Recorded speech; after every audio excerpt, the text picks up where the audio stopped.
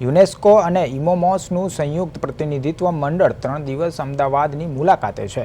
આજે બીજા દિવસે પ્રતિનિધિઓએ કોટ વિસ્તારમાં હેરિટેજ સ્થાપત્યોની આસપાસ કરવામાં આવેલા નવા બાંધકામોનું ઝીણવટભર્યું નિરીક્ષણ કર્યું હતું।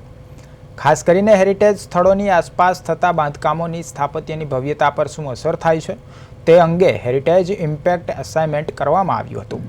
પ્રતિનિધિ મંડળે દાણાપીઠ ખાતે મલ્ટીલેવલ પાર્કિંગ અને fire station, Kalupur railway station, Geeta Mandir ST depot અને ઐતિહાસિક ભદ્ર કિલ્લાની મુલાકાત લીધી હતી। આ ટીમે એ બાબતની વિગતો મેળવી હતી કે આધુનિક બાંધકામોને કારણે હેરિટેજ વેલ્યુને કોઈ નુકસાન તો નથી પહોંચ્યું ને। બપોર બાદ આ મંડળ સરદાર પટેલ ભવન ખાતે નવા બની રહેલા હેરિટેજ બિલ્ડિંગની પણ મુલાકાત લેવાના હતા।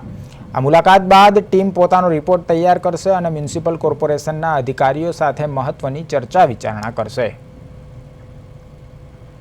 અમદાવાદમાં હાલ યુનેસ્કોનું પ્રતિનિધિ મંડળ છે તે આવ્યું છે, ત્યારે જે યુનેસ્કોનું પ્રતિનિધિ મંડળ છે તેમના દ્વારા હાલ કોટ વિસ્તારમાં જે અલગ અલગ પ્રોજેક્ટ્સ ચાલી રહ્યા છે તેનું નિરીક્ષણની કામગીરી કરવામાં આવી રહી છે, જેમાં હાલ જે ભદ્રનો કિલ્લો છે ત્યાં આગળ યુનેસ્કો પ્રતિનિધિ મંડળ દ્વારા નિરીક્ષણ કરવામાં આવી રહ્યું છે અને જેટલા પણ પ્રોજેક્ટ્સ કોટ વિસ્તારમાં જે ચાલી રહ્યા છે તે સૌ પ્રોજેક્ટ્સનું યુનેસ્કો પ્રતિનિધિ મંડળ દ્વારા નિરીક્ષણની કામગીરી કરવામાં આવી રહી છે અને સાથે સાથે યુનેસ્કોની પ્રતિનિધિ મંડળે જે છે તે ભદ્રના કિલ્લાની પણ મુલાકાત લીધી હતી। આ પહેલાં કાલુપુર રેલવે સ્ટેશન અને સાથે સાથે જ જે બીજા હેરિટેજ સ્થળો છે તેની પણ મુલાકાત લીધી હતી।